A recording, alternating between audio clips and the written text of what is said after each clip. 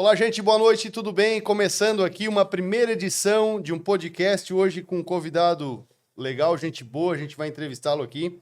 É a primeira edição do podcast com o Henrique Guglielmi. Eu, Diego, me apresentando para vocês. Eu, um dos âncoras aí do Motorcast, eu acho que de repente alguém vai estar olhando esse podcast aí, imaginando que é o Motorcast, mas não. Aqui hoje é um tema, um assunto com uma pessoa renomada aí na cidade de Sara, um cara muito bem conhecido, um cara que tem história para contar e vocês vão conhecer um pouco mais da história com ele, tá? Henrique Guglielmi, tudo certo? Pré-candidato a prefeito de Sara, tudo certo, tudo tranquilo? Tudo bem, é um prazer muito grande estar aqui participando desse podcast contigo, né? Show. E a gente vai tentar divulgar um pouco da vida da gente, né? Tem muita gente que não conhece a gente, embora eu esteja numa caminhada de muitos anos no município de Içara, especialmente, e até na região carbonífera. Mas a população tem crescido muito e tem muita gente ainda que não conhece a gente, e essa é uma oportunidade, né, de eu estar me apresentando, né? Já tem uma bagagem bem completa e bem cheia, né, Henrique? Já.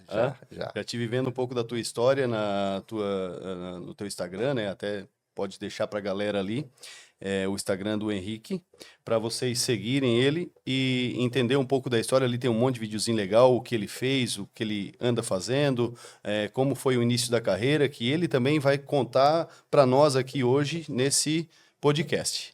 E muito legal, Henrique, a tua história, contando da minha parte agora que eu estava vendo uns videozinhos ali no Instagram, ah, o teu começo de vida, né, o início da tua vida lá, dos teus antepassados, avós, os pais, né? Conta um pouquinho dessa história pra gente, pro povo te conhecer melhor. Na verdade, o meu nono, pai do meu pai, era agricultor e a minha nona também.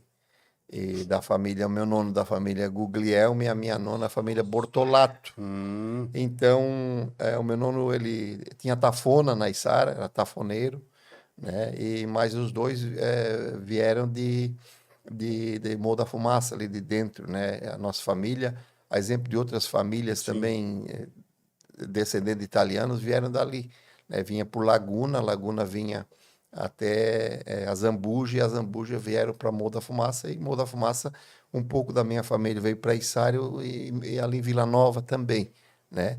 Então, meu nono trabalhava com tafona, pai do meu pai, minha nona, 14 filhos, aquele tempo, né? Nossa. Tem que ter bastante filho para tocar a lavoura, que era o trabalho Não que tinha, era diferente da lavoura. família de muitos aí de A antigamente. Isso quanto maioria, tempo atrás, o Henrique? uns 80 anos mais ou É, menos, né? a turma aquela Era época lá assim, era... saía às 4 da manhã, com a polenta pronta, Sim, né? Para os filhos tudo, o café pronto, né? Então, não tinha geladeira naquele tempo, né? era no sal e na banha. No sal e na banha. A carne secava no varal, né? Botava Isso sal também é. e então meu nono fazia o açúcar grosso, né? O açúcar Uhum. mascavo no paiol e tal. Então a nossa origem, eu acho que da grande maioria da população mais tradicional de Sara tem essa origem. E por parte da minha mãe, então meu pai, o nome dele é Arcolino Guglielmi, né? E depois eu conto um pouquinho dele. E a Sim. minha mãe, então, a minha avó, né? Mãe da minha mãe, era a avó Natália Schmitz, alemã, né? E o meu avô, por parte do pai da minha mãe, era alfaiate, Sara, né? Que é uma profissão hoje que já está quase extinta por Sim, causa que é artesanal. Hoje os ternos vêm prontos de tudo quanto é tamanho, hoje camisa tudo e tu encontra tudo. pronto, né? Eu- Hoje o mercado ele cresceu muito nessa parte de roupas, né? Até porque importação também, né? Roupa de fora aí, vem de container, Na então... Sara tinha 5, 6 alfaiates. Hoje, se tu achar um, é difícil. Por quê? Porque a Não, questão artesanal ela foi dando lugar para produção em série. Hoje é produção em série E isso de vai camisa, calça, e tudo. isso vai acabando, porque como não tem mercado, né? Eu acho que não tem o porquê dar continuidade, É né? verdade. Show de bola. Outra coisa também, quando na tua infância, nascesse aqui na Içara, Sim. conta um pouco da tua infância, como foi. Aí o meu pai, o meu falecido pai, né? Meu pai, saudoso pai, ele cedo foi morar em Porto Alegre, estudar, e ele estudou na PUC do Rio Grande do Sul. Eu acho que foi um dos primeiros contadores formados em Sara, né? E em 1958 ele formou-se em contabilidade na PUC do Rio Grande do Sul, né? e conheceu a minha mãe, são os dois de Sara, né? E aí, então, naquele tempo, o registro era feito em Criciúma. Eu nasci, Sim. fiz 60 anos agora, em janeiro deste ano. Novo. Então, o registro foi feito em Criciúma, mas sempre foi em Sara, toda a vida em Sara, né? Nasci em Sara, me criei em Sara. Meus irmãos também, tenho 3 irmãos, um mais velho e 2 mais novos, né? Somos 4 homens. Sim. Tenho 3 filhos, né? Vou chegar lá. Mas, então, a minha infância foi a infância da bola, né? Da gaiola, aquele tempo, né? Futebol e gaiola e estudar, né? Aquilo que a Nesse gente tempo fazia, aí né? eu tenho, assim, histórias também do meu pai, meus avós também, que são aqui de Criciúma, né? São natural do Rio Maina. E cola, essas histórias que estás contando, reflete um pouco do meu passado, que eu também escutei do meu avô, do meu pai, o que faziam, né? E como tu falou, cada família, às vezes, de repente, tinha ali seus 10, 15, 12 filhos, né? A minha mãe tinha 14 irmãos, tudo para trabalhar na roça, então era uma vida árdua, difícil, mas graças a Deus, né, veio a evolução, ver que teu pai já caiu para o lado da contabilidade Foi. e ali começou a crescer, né, para o meio da cidade, da Profissional, né? inovação, né? E show de bola. E tu tinha sonho quando criança para chegar hoje onde tu estás? Então, é assim, na Içara, eram poucas casas que tinham televisão, né? Então, tinha o cinema do alemão na Içara. Tinha o cinema do alemão. Então, era criança, tinha 8 anos, 9 anos. Então, é no centro, né? Hoje é ao lado da nossa galeria. Então, tinha o cinema do alemão, que era o ponto de encontro, né? Então, ali era a novidade da cidade, Sim, era o claro. cinema do alemão. O point da galera. Era o point, exato. E aí, então, o que tinha era isso. A gente gostava de jogar futebol, uns criavam passarinho em casa, ou, né, Sim. e tal, e ia para o cinema do alemão, né? E eu desde cedo, eu pensava, assim, o que que eu devo ser? Qual a minha profissão? Qual é o chamado que eu tenho? E isso aí foi longe para mim resolver, para mim decidir, né? Eu vejo pelos meus filhos hoje que cedo definiram, né? O Riquinho definiu cedo, Sim. o Luiz Eduardo está com 14, agora também tá pensando já, né? A Raíssa também já fez 2 faculdades, mas eu tinha dúvida, eu sempre tive muita dúvida, qual é o caminho que eu devia tomar, né?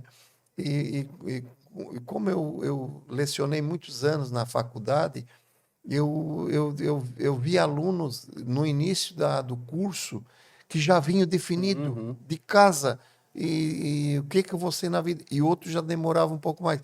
Eu demorei um pouco para buscar o meu caminho profissional, Sim. né? Mas eu sempre tive muito tato assim para relações públicas, Até sempre me porque dei bem. naquele tempo antigo, o tempo de infância de uma criança era curto, né? Devido ao ter que Tem trabalhar, que ajudar em casa. ter que ajudar em casa. Então não tinha muita escolha. Às vezes, quantos, né, que seguiram de repente o caminho do pai, foi ajudar o pai numa construção, ou numa madeireira, ou na roça, né? E deu o segmento naquilo ali. Não teve a opção de pensar o que que eu quero ser, né? Então, eu acho que daquele tempo para cá, hoje as crianças ela têm muito mais um leque de visão do que pode ter. A internet, né, hoje em dia ajudou muito, né? E naquele tempo Tinha. não Era o tinha, rádio. era o rádio. Era o Escutava rádio. o que acontecia lá na tal cidade e Era tal, o e rádio. ali tu tinha um rumo mais ou menos, né? Mas também o rádio era gostoso, porque unia a família. Ah, A é família verdade. ficava na cozinha Sim, e jantava ou tomava um cafezinho até mais tarde e o rádio ligado. Eu me lembro, a minha mãe, ela escutava novela no rádio. Tinha emissoras do Rio de sim. Janeiro que passava novela diariamente pelo rádio. E ali ficava a missa, né, e tal. Então, muito o rádio, ele juntava a família. O celular, ele divide a Ele família, né? afasta, Cada um tem. ele Então, afasta. juntava a família ali. E todo mundo torcia, né? Na fase da novela que dava Sim, no sim, sim. rádio. Fico torcendo para o que vai Para dar acontecer, né? certo aqui, para dar certo ali e tal. E a minha mãe, ela tinha uma lojinha no centro da Içara. E foi, aliás, uma das primeiras lojas que tinha. Tinha a Dona Osaide, que tem loja até hoje, a Casa Otomar. E a minha mãe também tinha tinha loja, ela gostava, loja de armarinhos, bijuterias e tal. Muitos anos ela trabalhou. E a gente ajudava ali no balcão. Que legal. E aí, desde novinho, rodeava ali a mãe no balcão, né? A gente tinha contato com, que era o centro da cidade, né? Sim, sim. Com todas as pessoas. Isso ajudava a desenvolver a criança, o adolescente, né? Na comunicação, né? Na comunicação, aprender o que tá acontecendo, o que está se passando, conhecendo a negociação, até porque tua mãe também daí já começou com comércio, já empreendendo dentro da Içara, né? Isso. E isso aí já pega uma visão, um leque bem aberto para o E negócio. dava 11 horas da manhã, a mãe subia a escada no prédio para fazer o almoço para nós, aí nós assumia a loja. Depois das 11 era nós que assumia lá. Imagina o que é. Aí era fiado para todo mundo. Aí tava liberado. Show de bola, Henrique. Top. É uma história bem legal, né? Vamos dando continuidade a essa história que eu acho que estamos só no começo. Que legal. Que legal. A gente perguntou aqui da tua infância. Agora, nós vamos querer saber da tua educação na carreira profissional. Como tudo começou aí no ramo. Eu vi uns videozinhos aí, tu falando, né? Indo pra Cesaca, aí Criciúma, marmitinha debaixo do braço. Procede? Procede. Eu vou te falar uma coisa. Na Içara tinha duas empresas de ônibus. A São Cristóvão, que tem gente que não sabe disso, e a Içarense. Então, eram duas empresas. A São Cristóvão era do seu Arno, aqui de Criciúma.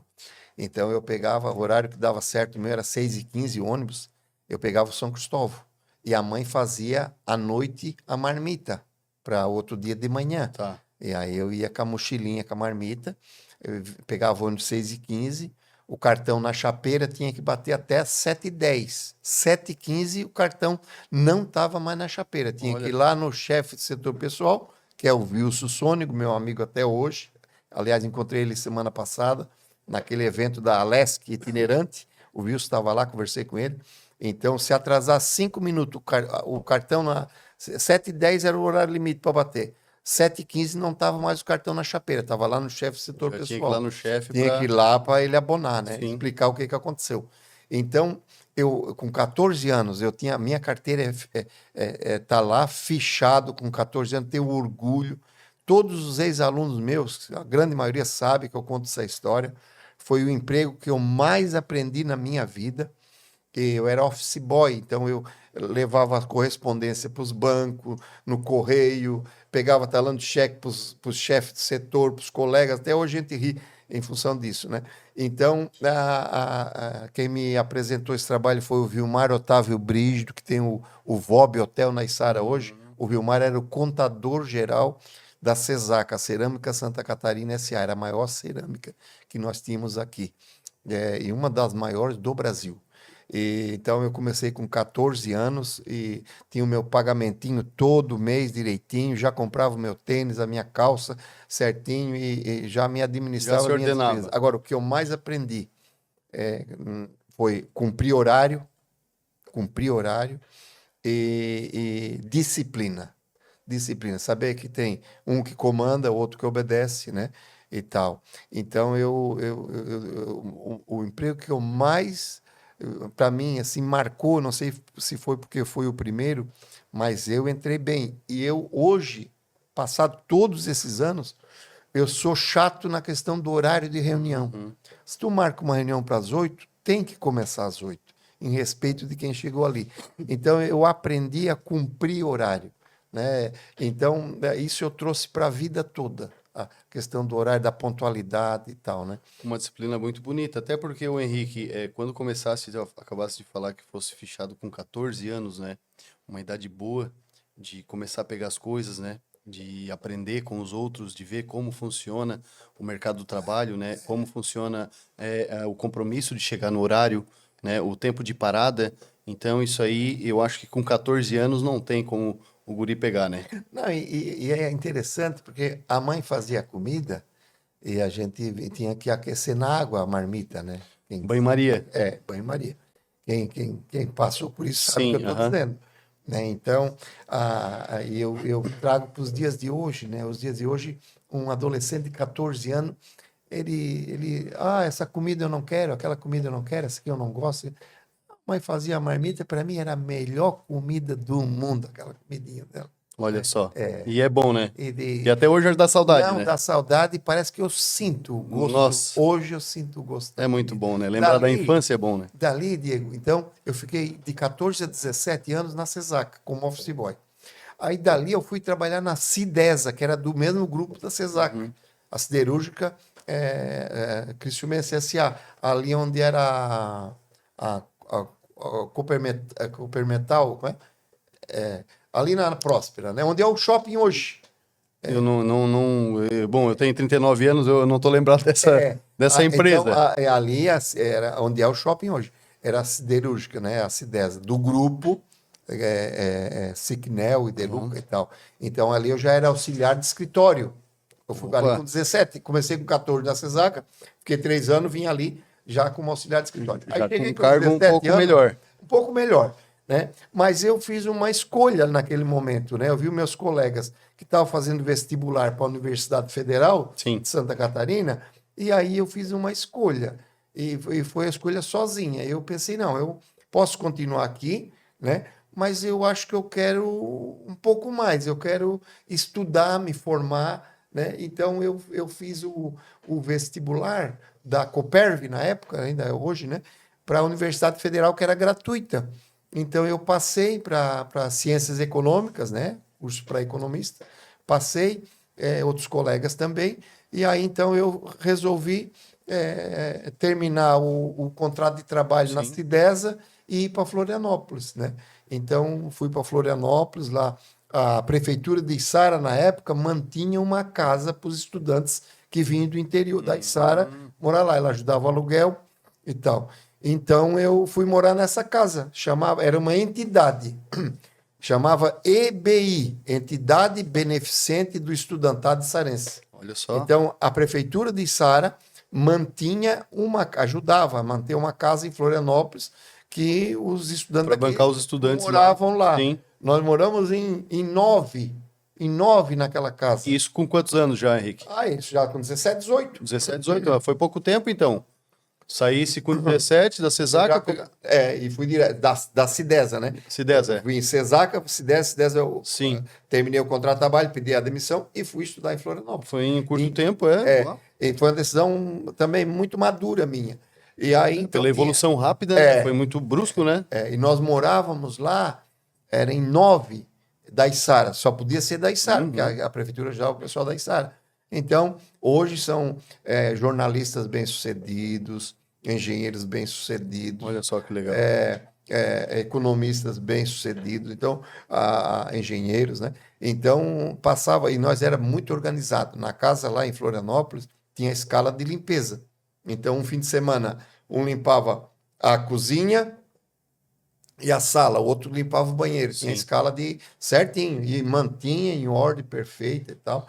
Era bem organizada a coisa, e funcionava. E todo mundo que ia para lá se dava bem no curso, porque ia lá para estudar realmente, que era o que a gente queria.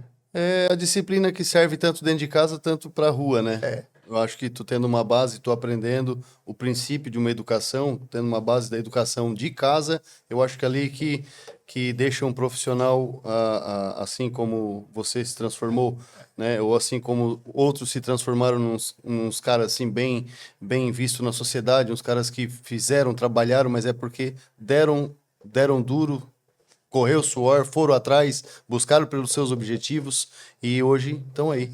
Lá na casa eu morei algum período com o Manuel Mendes, que foi jornalista aqui em Criciúma. Olha né? só. O José Lima. É só fera, bicho. O Murial do Gastaldon, moramos junto. O Alexandre, meu irmão, engenheiro elétrico. O Reginaldo Borges, ele fez 2 faculdades, começou a direito, passou uma mecânica. O Zé Martins, enfim, tantas pessoas, o Déio Cardoso. Né? Então, muitas pessoas passaram por essa entidade, era uma coisa boa da cidade em Florianópolis, era a nossa que legal, casa aí. lá. Muita história para contar, muita coisa para a gente saber, para vocês aí de casa que estão assistindo o podcast aqui com o Henrique que ele é pré-candidato à prefeitura da Içara, tá? O Henrique Guglielmi. Henrique, quero saber também agora, nesse período de transação, da infância para adolescência, de trabalho árduo, escolaridade, escola, estudasse aonde aqui na Içara? Eu estudei no Colégio Cristo Rei, Estudei no Antônio João antigamente, agora é Salete Scott dos Santos, mudou o nome, né? Depois fui para o Marista, vim para o Marista em Criciúma, estudei alguns anos no Marista. Depois fiz o segundo grau no Cristo Rei, técnico, auxiliar de contabilidade. Depois, então, fui para Florianópolis, Sim. fiz o curso de economia nas ciências econômicas na Universidade Federal de Santa Catarina, no departamento de economia. Depois eu fui de lá, eu passei no concurso para pós-graduação da CAPES, em Campina Grande, na Paraíba. Eram 60 candidatos, passaram 6, eu fui um dos 6. A gente recebia uma bolsa de estudo para estudar a pós-graduação lá. Eu conheci o Nordeste, conheci muita coisa bonita do Nordeste. Que legal. Né? João Pessoa, Campina Grande, enfim. Né? E terminado lá, eu vim para cá e comecei a lecionar e fiz lá, eu fiz pós-graduação lá, fiz mais 3 pós-graduações aqui, né? E aí comecei a lecionar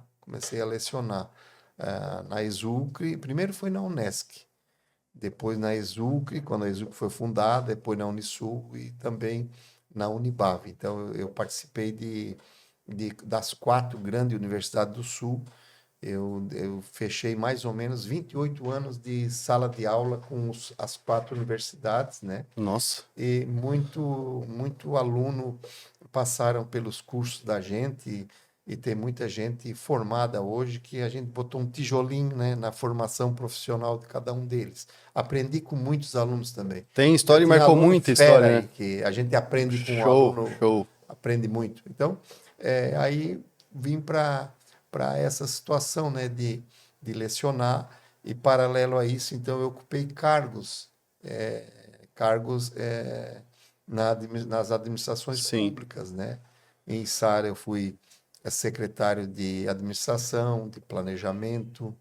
Moda Fumaça eu fui secretário de finança. Na Secretaria Regional, Desenvolvimento Regional, eu fui gerente de projetos especiais, depois fui diretor-geral da Secretaria de Desenvolvimento Regional, assumi, inclusive, ao cargo de secretário na licença do titular. Eu trabalhei com o Vampiro primeiro, depois com o João Fabres, né? Então, na interinidade, assumi algumas vezes.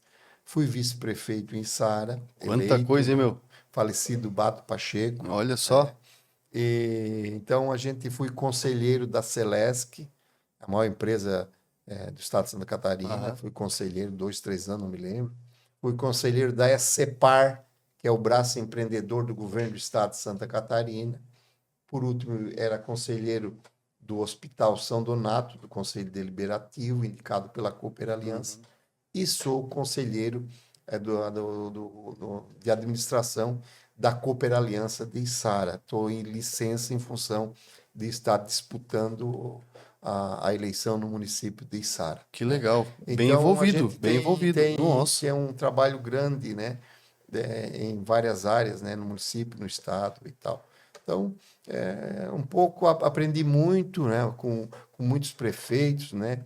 Com o Heitor Valvassori aprendi muito a questão do desenvolvimento econômico da cidade. O Heitor que começou a questão dos distritos industriais no município de Içara. Eu estava no planejamento e a gente conseguiu implantar os 2 primeiros distritos industriais de Içara, que é um marco para a cidade dali. Então, começou a se desenvolver e os outros prefeitos continuaram agregando e contribuindo nisso. Então, eu tive uma vasta experiência. Agora, de todas essas experiências, eu pulei um pouco, que é a questão do esporte. Eu sempre tive a minha vida muito ligada ao futebol amador. Eu jogava muito. O Rogério Dimas, que é repórter, né? Sim, eu escuto ele na rádio, acho que ele fala na massa. Na Rádio Massa, O Derinho, né? O apelido dele é o Derinho. Sim. Então, nós tínhamos um time, chamava Ajax, o nosso time. E nós chegamos a ficar, o Rogério Dimas, se ele assistir isso aqui, ele vai se lembrar, nós chegamos a ficar 31 jogos sem perder, ou seja, 31 domingos sem perder. Nós tínhamos um time muito bom de futebol amador e eu gostava de jogar. Depois arrebentei o joelho, eu estourei os 2 meniscos, então virei presidente do Caiçara. Então, no futebol amador, eu conheço um pouco, né, essa selva aí. E a gente foi campeão da Alarme, né, a primeira vez em Olha só, 1989.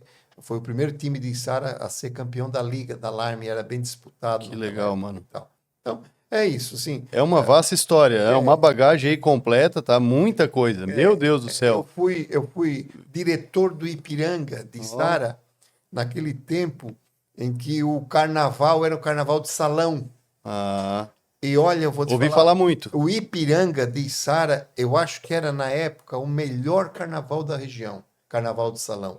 E a gente tinha uma equipe, uma diretoria muito empenhada, boa, legal, e que a gente levava a sério, né? Sim, sim. Sempre essa questão aí. Então, o envolvimento nosso era grande na comunidade, né? Muito legal, Henrique, muito legal. Vendo essa tua história contando aí desde os teus 14 anos aos 17 e foi indo e foi enganjando, trabalhando, né? Começando a trabalhar em um serviço de office boy. Office boy. E hoje, até esse período que tu terminou de contar aí, passou por tantas coisas, escolaridade, parte de faculdade e foi para fora. Cara, que história! É uma história que eu acho que muitos vão ver esse podcast aí e vão falar, pô, o cara é uma máquina, meu, porque fez tanta coisa, mano. E dentro de um período de quantos anos? Quando você parou de dar da última que você falou ali da faculdade, Sim, né? sim. Quantos anos você estava ali naquela Não, eu época? comecei novo, eu comecei a dar aula com 27 anos, na Olha só, verdade. 17 para 27, quando ele saiu lá, 17 para 27, 10 anos, o cara rodou o mundo. Hã? E, e- e é interessante porque uma das coisas que mais eu aprendi na administração pública foi quando eu comecei a ajudar a organizar as associações comunitárias. Sim. Então, em Sara, eu trabalhava com planejamento urbano, né, especial, junto com o Ricardo Lino, numa área. E aí eu entendia que os bairros tinham que estar organizados para saber aonde bater. Dependendo da demanda, se era a demanda municipal, estadual ou federal. Então, nós começamos em Sara a incentivar a criação das associações de moradores. Eu participei diretamente da criação de 21 associações de moradores em Sara. Nossa. Nós fazíamos reuniões nas garagens, nas cozinhas, né? Então, porque não tinha nem o centro Sim, comunitário e tal. sim, é. Então, nós começamos a organizar isso e foi um negócio que hoje virou a UASSE, União das Associações Comunitárias de Sara, tem quase 50 associações de moradores hoje. 21 a gente participou Que diretamente da legal, que organização. legal. E aí o bairro, quando ele é organizado, ele primeiro ele não mistura política na questão comunitária, né? E segundo, a bandeira da diretoria do bairro é o bairro, Sim, né? Então são melhorias para o bairro, nome de rua, um posto de saúde, um médico posto de saúde, uma pavimentação de uma rua e tal. Então nós canalizávamos via justamente a associação de moradores, né? Quando eu vim a ser vice-prefeito eleito do saudoso Bado Pacheco, então nós fazíamos o orçamento participativo. Então, nós elencávamos nas comunidades, fazia reunião, para montar o orçamento de acordo com a necessidade prioritária, que às vezes nós dentro da prefeitura achávamos que a prioridade era A, e chegava lá a comunidade dizia, não, essa é B ou C para nós. opiniões, né? Então, o orçamento participativo é bom quando tem a comunidade organizada. Passei por uma experiência assim, fui festeiro lá da comunidade Vila São Pedro. Parabéns pela festa, lá foi show de tive bola. mais ou menos uma ideia de como funciona. É trabalhado. Agora o povo são organizado, cada um com a sua função. É legal, é legal. Várias cabeças, pensamentos diferentes, e aí que o negócio flui, aí que a máquina anda, né? Vou fazer uma pergunta, não sei se tu pode compartilhar conosco, com todos que estão assistindo aí, uma história interessante, desafiadora, né? Que aconteceu na tua carreira. Tens alguma história marcante assim que tu viu que pá, ali mexeu comigo, ali me transformou? Na verdade, militar na área pública é um desafio diário, Sim, porque você lida com vários tipos de público-alvo, com várias faixas de escolaridade, com várias faixas de renda. e com vários segmentos. Uhum. Tu tem o empresário, tu tem o trabalhador, né? Tu tem as entidades sindicais, tu tem a entidade comunitária, tem as entidades esportivas. Então, tu te depara diariamente com todos os tipos Bastante obstáculo. Bastante. Eu participei, quando o Heitor era prefeito, da mudança do regime jurídico único na condição de secretário de administração de Sara. Então, na época, foi feito o plano de cargos e salários para mudar do seletista para o estatutário, que hoje isso teve reflexo ao longo dos anos na prefeitura, e também o plano de carreira do magistério. A gente, lá atrás, na época do Heitor, a gente participou também. Né? Então, eu acho isso para o servidor público foi um marco na cidade, porque as coisas de lá que começou a se organizar. Na época não tinha ainda o sindicato Sindicerp, né? Que é uma conquista. Dali teve o norte. Que é uma conquista importante para o servidor público, porque até então como é que funcionava? Antes da administração da gente. Então, o servidor não tinha estabilidade, e aí cada prefeito que entrava, ele podia ou não, a seu bel prazer, mudar todo mundo. Né? Não, aí começou a fazer o concurso público, né? Respeitando a Constituição Federal de 1988, que dava esse direito para quem trabalhava na área pública, né? De prestar serviço e efetivar no cargo.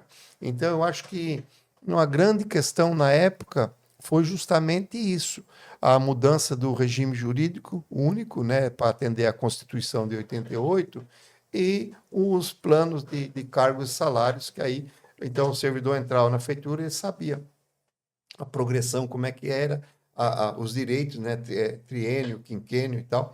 Então, acho que foi um marco para o servidor. E eu sempre tive, Diego, uma relação respeitosa com o servidor público.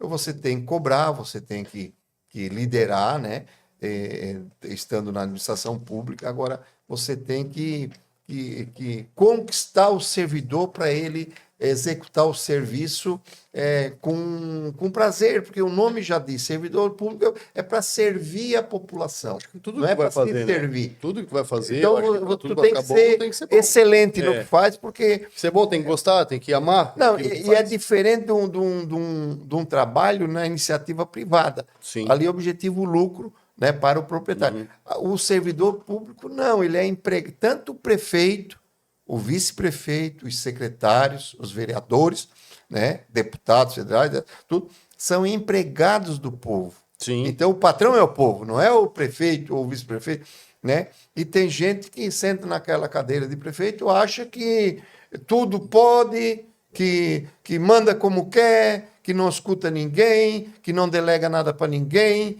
né? que não tem o respeito, a dignidade de ouvir um servidor que está ali há alguns anos e que tem experiência. É o que não dura muito tempo. Tem que... É verdade. Que não dura muito tempo. Aquele centralizador, né? Esse não é líder, na verdade, é chefe, né? Quem trabalha com a administração pública sabe a diferença entre liderar e chefiar. Com né? certeza, imagina. Liderar, você tem que servir o seu colaborador e ele servir o próximo. E é assim que funciona. Mas tem que ter confiança no servidor, né? Tem que respeitar o servidor. Tem gente que, infelizmente, senta na cadeira, acha que não delega nada para ninguém, não confia em ninguém, centraliza tudo. E isso eu acho horrível para o servidor, para a administração pública e para a cidade. Olha só, viu como é que é? Gente, está vendo então aqui com o Henrique Guglielmi um pouquinho dessa história dele marcante aí, que ele está contando para gente, que ele passou, que ele está vendo como é a visão dele aí, né, na cadeira. E vamos voltar para um tempo pessoal agora? Vamos lá. Vamos lá. Ô Henrique, hoje tu trabalhas, claro, ali na parte pública, né? Mas o teu tempo vago, o que tu mais gosta de fazer, né? No teu tempo de lazer, na hora livre, aquela hora assim, pronto, larguei. Agora eu vou fazer o quê? O que tu mais gosta de fazer? Ler um livro, escutar música, caminhar, esporte? Pratica algum esporte hoje ainda, não? Eu caminho todos os dias. Olha só. Eu acordo às 5h30 da manhã todos os dias, 5:45. todos os dias, 5h30, 15 para 6 eu acordo Cedão. e faço a minha caminhada. Eu pego ali o trilho, na Içara. Aham. Tem um monte de gente que faz essa caminhada, esse roteiro comigo. Sai do trilho, do viaduto, passo no Pepinha, vou até lá embaixo, na ponte onde tem o do esgoto da Casan, Sim. faço lá e volto. Eu faço dá uns 50 minutos diários. Garante o cardiozinho do dia. Garanto. Agora, só esta semana passada, que eu não tive muito frio e muita chuva, não deu. Também a correria agora, né? Também, mas independente da correria, Não isso é hábito. A caminhada, para mim, é um hábito e é fundamental para emocional, para o físico. E antes da caminhada ainda, eu vi no videozinho teu ali no Instagram ali, o cafezinho pro filho, levar tem o que filho pra fazer, né? escola, Eu gosto de fazer o cafezinho. Serviço de pai, né? Eu gosto. É muito gostoso. Eu tenho 2 filhos também que eu acordo cedo, levo eles pro colégio. É gratificante. Eu chego em casa... Faz o homem ser pai. Faz.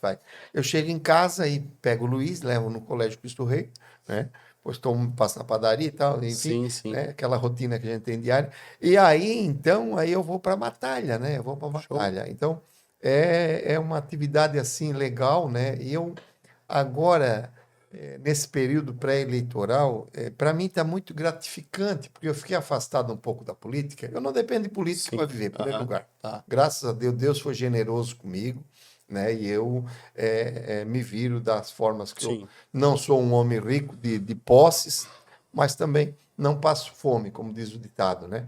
Então eu dou conta do meu recado, estou satisfeito com o que Deus me deu, né? Mas a gente tem que ser feliz com o que Deus te dá. Eu Com penso certeza. assim. E aí, então, a vida nossa segue nesse padrão que eu desenvolvi. Até porque o dinheiro ele é uma troca de sobrevivência para ti, né? Eu acho que as pessoas têm que botar na cabeça que a gente já veio sem nada, né? E vai sem nada. E a gente não vai levar nada. Não. Então, nesse período de nascimento e morte, nesse período de vida que a gente está, tudo é uma passagem, né? Tudo é troca. Tudo é troca. Claro, o dinheiro é necessário, mas para te sobreviver, né? E ter o teu conforto e tal. E Deus na frente, sempre, né? Isso, Deus na frente. Agora, esse período pré-eleitoral, para mim, está servindo, porque muitas pessoas que eu não tinha visto mais, não tinha conversado mais, é uma satisfação tão grande para mim. Henrique, tu estás aqui, que bom, tu veio me visitar, fazia tempo, estava com saudade de ti. Olha, isso para mim não tem assim, palavra que explique, que expresse isso, a minha gratidão de estar sendo bem recebido como eu sou, nas várias casas, várias entidades, várias empresas, com o pessoal da área agrícola e tal.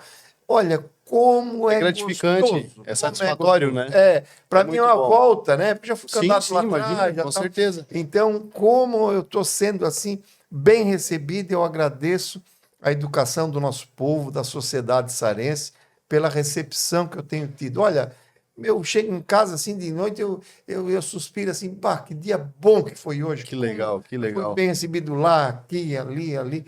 Graças a Deus. Isso dá uma longevidade para a vida da gente, né? Eu acho que o ego da gente qualidade de vida. Muito bom. O que tu acha do atual governo de Içara hoje? Olha, eu sou suspeito em falar. Sou suspeito em falar porque eu me coloco como adversário. Eu provavelmente eu vou ser a voz da oposição no município de Içara. E deve ter, eu acho, não sei, apenas 2 candidaturas em Içara. Estou pensando que seja assim. A atual prefeita, que vai tentar a reeleição, e o candidato de oposição, né, que pode ser eu, estou na pré-candidatura, né, e pode ser eu. Então, o eleitor de Içara, ele vai ter que decidir entre 2 projetos. O projeto da atual prefeita, centralizadora, com poucos projetos realizados, com uma defasagem na área da saúde muito grande, com pouquíssimas conquistas na área empresarial. Prefeita que não conseguiu fazer andar o Distrito Industrial Luiz Henrique da Silveira na Esperança. 3 anos e meio, praticamente, jamais. Sim. Aquele distrito ficou lá trancado, não trouxe uma empresa, não gerou um emprego, e isso é muito prejudicial para a Içara, porque ele podia ter sido destravado, se tivesse algum problema tinha que ter resolvido, né? Mas que não poderia estar lá.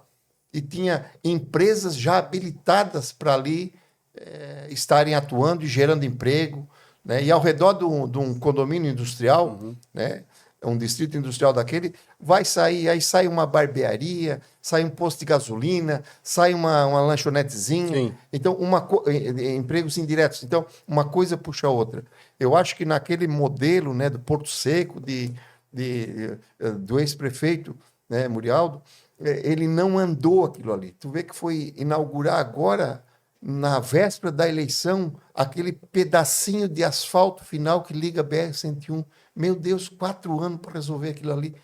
A cidade, ela cresce. A Içara hoje, ela tornou-se a segunda economia do sul de Santa Catarina, passando Araranguá e Tubarão, perdemos apenas para Criciúma, mas foi por gravidade, porque ia acontecer isso independente do prefeito que estivesse.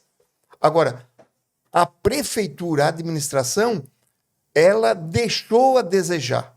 Se fosse uma administração veloz, uma administração com uma secretaria da indústria e comércio atuante, né, com estrutura, eu tenho certeza que tinha destravado o distrito industrial Luiz Henrique da Silveira, e ali estaria funcionando já várias empresas, vários empregos sendo gerados, impostos para o município, desenvolvendo aquela região, né, e que não foi isso que fez, né? Então, nós entendemos assim que é uma administração que realizou pouco, muito pouco. Se você comparar, mesmo com a fábrica de asfalto, se você comparar a pavimentação dessa administração, da atual prefeito, com a administração anterior, não tem comparação em números. É uma administração que executou pouquíssimas obras. Fez 2 creches, uma na Vila Nova e uma no Liri, né? E o recurso de quem? Do deputado Vampiro, do governo passado, do governo do MDB, do nosso partido. Então, eu vi uma final de campeonato municipal, e aí é minha área, eu militei no esporte. E agora, há pouco tempo, encerrou o campeonato içarense de futebol amador com 5 times. Apenas 5 times. O Campeonato Cearense sempre foi 18, 19, 20 times, o interior todo funcionando, trabalhando, participando, disputando o campeonato aguerrido. 5 times. Acho que faltou um pouco de investimento no esporte aí. Faltou tudo. O Caiçara foi campeão do titular, né? Parabéns ao Ivan Isopo e a toda a equipe, né? Titular. O aspirante foi o Juventus, que foi campeão. O Caiçara foi premiado com R$5.000 de uma empresa. E o Caiçara e todos os times gastam em torno de R$8.000 por jogo. Nossa. E a premiação foi de R$5.000. Meu Deus do céu, isso é uma vergonha. E não, e mais. E o aspirante, a premiação do aspirante foi R$2.000. Então, não tem como a Içara, olhe bem, da atual prefeita, não tem uma pista oficial de atletismo. Olhe bem, gente. Não tem. O município de 62 mil habitantes não tem uma pista oficial de atletismo. Pior, não tem uma piscina de natação para os jovens, adolescentes que querem praticar o esporte da natação. Não tem, nós moramos do lado da praia. Não tem uma piscina. É danado. Não tem. Olha, não tem uma quadra com medidas oficiais de vôlei, de basquete. Não existe. Então, falar mais o quê? Não tem uma praça hoje. O que a família hoje de Içara faz da Içara? Vem para o Parque das Nações no domingo de tarde com os filhos. Ou vai para o Parque do Imigrante, no Rio Maina. A Içara não tem uma praça de lazer para os trabalhadores que estão vindo para as empresas, para as famílias. Não tem. Não tem uma área de lazer. Tu vai ali no Maracajá, aquele parque ecológico lindo que está ali. Quer dizer, em todas as áreas a gente vê deficiência. Sim, sim, né? claro. Então, a candidatura da prefeita, né, a pré-candidatura da prefeita, vai continuar esse modelo. E outra, a respeito do Hospital São Donato, eu tenho o plano de governo da atual prefeita, e ela bota lá que vai colocar o plantão pediatra, no pronto-socorro do hospital. E tem vídeos dela colocando que no primeiro mês do mandato dela, ela ia colocar o pediatra. E eu pergunto, né? Quantas mães procuraram o pronto-socorro, o pediatra no Hospital São Donato, no plantão, e não encontraram? Não é assim que se faz. A Cooper Aliança, por exemplo, botou o pediatra lá, está atendendo na clínica da Cooper Aliança. Simples. Mas a atual prefeita, ela deixou essa questão pendente e não conseguiu ofertar para a sociedade aquilo que ela compromissou no seu plano de governo. Tendo uma UPA na Içara, né, o Henrique, eu acho que seria um caminho bom, né? Uma UPA caprichada na Içara, porque em Criciúma, pô, tem UPA no Rio Mãe, né? Tem UPA aqui na Próspera, a UPA agora lá na Boa Vista, e eu vejo assim que funciona muito bem, cara, desafoga muito o hospital. Evita também, a gente às vezes vai pro serviço, veja aqui na Içara, os postinhos de saúde, às vezes cheio de gente na frente ali esperando 5, 6, tá, como antigamente, uma vez, a mãe me levantava 3 horas da manhã para poder ir pra fila. Isso aí não pode mais acontecer, né? Eu acordo cedo e vejo, eu não entendo como é que tem pessoas 5 e pouco da manhã na frente dos postos de saúde. Imagina com esse tempo, com esse frio, essa chuva, as pessoas ali para marcar um número para ser atendida. Meu Deus do céu, a saúde precisa ser mudada, né? Tem que ter uma nova gestão. E na questão da UPA, me enche os olhos essa questão. Sim, com me certeza. enche os olhos. Eu acho que a cidade precisa, sim. Show de bola. Henrique, não saindo do assunto de saúde, voltando para tua história, vi uns vídeos teus ali que tu andou passando por um momento triste da vida, né? Depois de uma longa caminhada, no tempo do Covid, andasse contraindo esse vírus que botou para trás aí, eu acho que um certo tempo em todo o Brasil, né? E tu acabasse pegando o Covid, como é que foi essa passagem por esse vírus?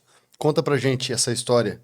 Que, olha, muita gente não tá aqui para contar a história, né, Henrique?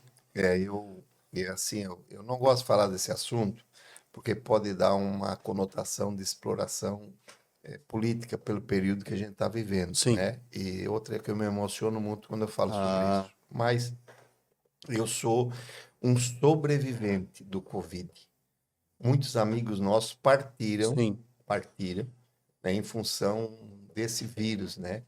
E é muito triste. Eu apaguei num domingo, fui levado pro hospital e lá fui entubado, e lá entubado eu fiquei mais de 35 dias entubado e depois mais uma série de dias na UTI.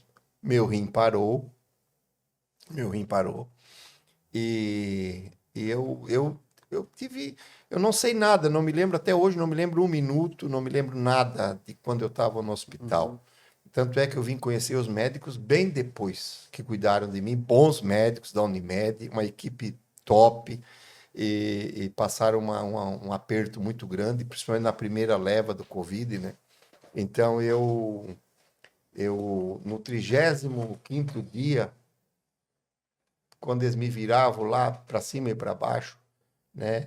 O trabalho deles, a equipe médica, então, os meus filhos que me contam, né? Eu não estava ali, mas não estava lúcido, nem sabia o que estava, nem sabia que estava ali. Então, inconsciente. E aí, então, o Riquinho, meu filho, aquele que é mais velho, né, engenheiro civil da Vale, ele largou lá o trabalho e veio cuidar do pai. Eu agradeço isso muito. Então, o Riquinho levou a minha Bíblia, né? Eu tenho em casa 3 Bíblias de estudo. Uma no escritório, uma no quarto meu e uma na sala. E todas elas são todas rabiscadas. A gente tem grupo de estudo bíblico faz muito tempo, né? Então, ele levou a minha Bíblia. Eu caí em agosto da Covid e fui sair em fim de setembro. E aí, o Riquinho quando achava já que não tinha mais salvação para o pai, ele levou uma dessas 3 Bíblias de estudo na UTI. Isso já era fim de agosto, início de setembro.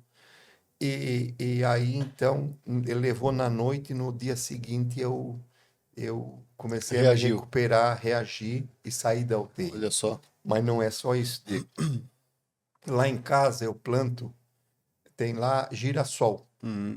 E quem sabe, na Sara, pelo menos, o girassol ele só abre a flor em dezembro e janeiro.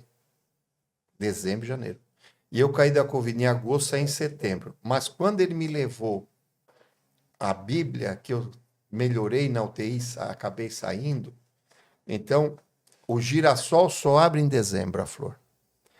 Nessa noite que ele levou, no dia seguinte, abriu lá em casa, em setembro, uma única flor de girassol. Uma única flor de girassol. Olha só que história. Uma. E, portanto, tem um quadro lá em Arrepia, hein? casa. Tem um quadro lá em casa desse girassol. Os meus filhos Olha bateram só. a foto. Então, porque Deus usou primeiro a equipe médica da Unimed, que até é fantástica, né? Mas Deus fez um milagre na minha vida. Uma força do universo muito grande, hein? O meu rim parou. E quando eu fui embora da alta, eu fui com os catéteres aqui para continuar fazendo a transfusão, a hemodiálise, né? E dentro da caminhonete, da ambulância, da Unimed, do hospital até lá em casa, caiu o catéter. Nossa, para cair aquilo ali, Deus Caiu o livre, né? catéter. E meu rim normal em casa quando chegou. Olha só, cara, que vitória. Acredite quem quiser. Tu já vem de vitória aí desde lá de infância, né? E mais essa aprovação agora, pegando Covid e tendo uma vitória dessa, mano. Meu rim tinha parado, fazia hemodiálise. E eu cheguei em casa, o meu rim funcionando. Olha, Deus fez um milagre tão grande na minha vida, me deu uma nova oportunidade. E é porque tem mais alguma missão para te seguir aí, mano. Eu acho que tens mais alguma coisa aí para mostrar pra turma, para mostrar pro povo que não é por aí que se para. Então eu só tenho a agradecer, porque ele fez um milagre na minha vida. Que história. Botou uma flor de girassol lá em casa e assim, ó, só, essa aqui vai ser a marca. Bah. Vai ser a marca. Então, é de arrepiar, galera, de arrepiar. Esse é o meu testemunho. E eu tenho que dar esse testemunho porque Deus usou uma equipe médica maravilhosa e ele operou mesmo. Ele é o médico dos médicos. No estado que tu falou que estava, né? Foi uma grande vitória. Olha, Deus botou a mão ali sobre a tua pessoa e... Não, cara, tu não vai, tu tem que ficar. Tá vendo? Vamos lá, então. O entrevistado de hoje nesse podcast, Henrique Guglielmi. Ele que é pré-candidato para a Prefeitura de Sara. Vou deixar com ele agora para fazer deixar as mensagens aí finais, né? E também, o Henrique, o pessoal pode te seguir para acompanhar os teus trabalhos e conhecer um pouco mais da tua história pelo teu Instagram? Sim.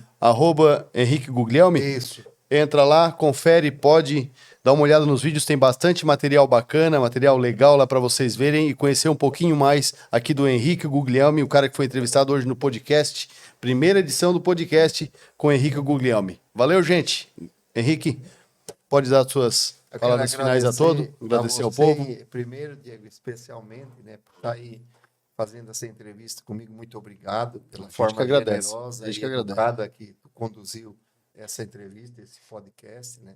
Agradecer as pessoas que ficaram até o final assistindo.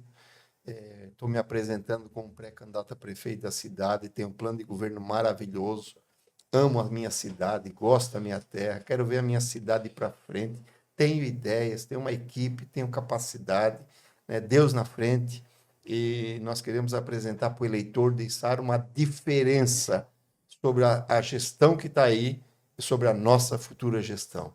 Nós temos condições de levantar a cidade, dar uma chacoalhada nessa cidade, fazer a cidade de acordo com o seu tamanho. A nossa cidade é a 20ª cidade do estado de Santa Catarina. Nós queremos trazer ela para a 15ª cidade maior do estado de Santa Catarina. Nós temos projetos, programas, planos, vamos debater isso no período eleitoral, na área da saúde, educação, infraestrutura, tecnologia, então, para a agricultura, né? Então, nós temos várias ideias boas, possíveis de fazer, nada de ilusionismo, nem de promessas baratas da época da eleição, né? Mas sempre com respeito ao eleitor, a você, com respeito ao servidor público, que eu prezo muito. Entendo que hoje nós temos capacidade, a cidade de Sara é uma cidade grande, pujante, mas tem grandes desafios, não dá para ficar no feijão com arroz. A cidade precisa despertar do seu potencial e avançar muitas posições para ser a 15ª cidade do estado de Santa Catarina, e é o que a gente quer fazer se tiver lá na frente uma oportunidade. Cidade de Sara, uma cidade boa de se morar, uma cidade que tem futuro, uma cidade que a gente vê crescimento constante, que sempre precisa de gestão nova, de ideias novas, de mudança. Show de bola. Henrique, muito obrigado, tá? Por esse podcast. Acredito que todos vão gostar da tua excelente história, trajeto de vida, essa bagagem que tu carrega. Muito legal, top demais. Muito obrigado. Obrigado a todos.